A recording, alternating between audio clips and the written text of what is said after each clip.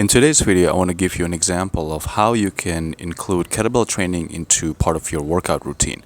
And at the end of this video, I have an interesting bodyweight exercise that you probably have not seen before, so stick to the end to check it out. So in one of my previous recent videos, I talked about 3 ways how you can integrate kettlebell training into part of your current workout routine. You can use it as a superset, which is something that I typically do. You can use it as a standalone set, or you can use it as a finisher at the end of the workout.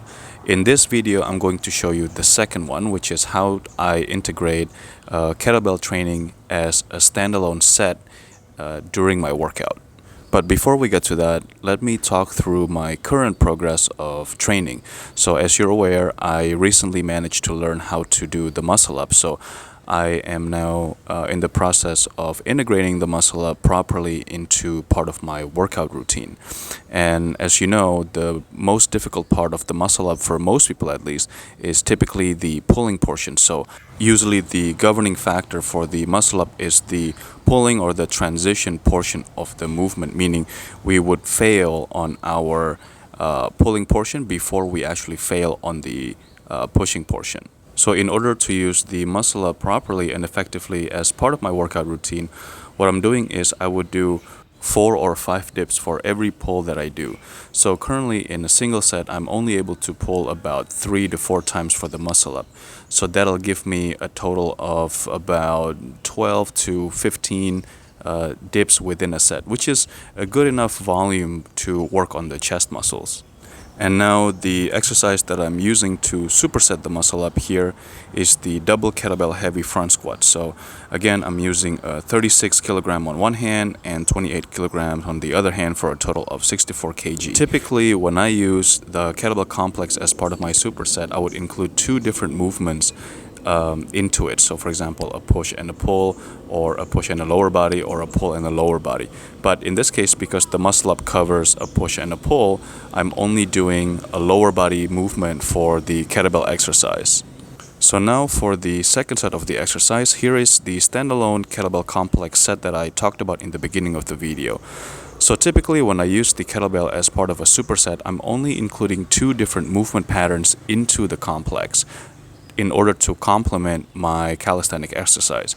But because I'm doing the kettlebell complex as a standalone set, I'm using 3 different movements here to cover all 3 movement patterns. So I have the clean, which is a pull, I have the overhead press, which is a push, and then I have the overhead reverse lunge, which is a lower body exercise.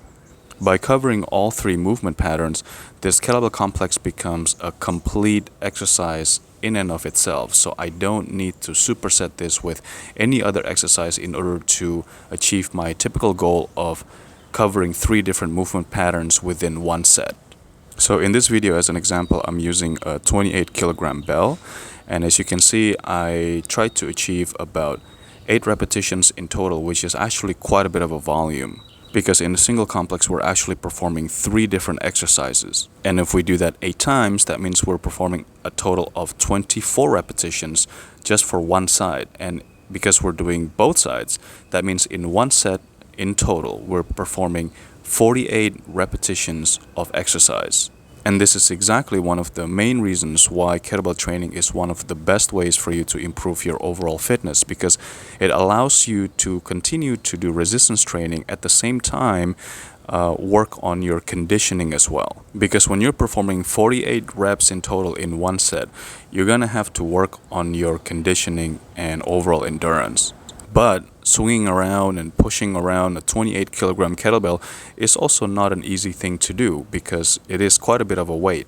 And that's one of the reasons why I love training with the kettlebell complex. So now we're reaching the end of the workout. Usually, as you're familiar with my previous workouts, I would do 2 supersets and 1 accessory set at the end. But in this case, because I only did 1 superset in the beginning and a standalone kettlebell complex set as a second set, I did 2 different accessory movements at the end of my workout. So here, the first one is a form of skin the cat and easier variations of the back levers. So as you can see, I'm not currently able to perform a full back lever, but hopefully one day. It's not something that I'm currently focusing on. I'm much more focused on developing and improving a strict muscle up. But this is regardless a nice exercise to close out my workout by working on my overall upper body muscles, because this exercise involves a lot of pulling, pushing, as well as core muscles. So this is the very last exercise that I did during this workout, and this is the one that I was talking about in the beginning of the workout. You may not have seen this exercise before. It's kind of a interesting thing that you can do if you own parallel bars and you want to work on your posterior chain. So it's kind of like a reverse plank. Basically, you try to hold this position for a certain number of time, and you're really having to contract your lower back, glutes, and hamstrings in order to keep your lower body in a horizontal position. Obviously, this is a nice exercise to use at the end of the workout because it's not so heavy and it's really more of a burnout finisher. I would imagine if you want to use this as an actual part of a working set, you'd have to probably add ankle weights to your legs in order to increase the resistance. So that's it for the workout video today. As always, thank you for watching. Don't forget to like, subscribe, and leave any comments if you have any questions. And I'll see you in the next video.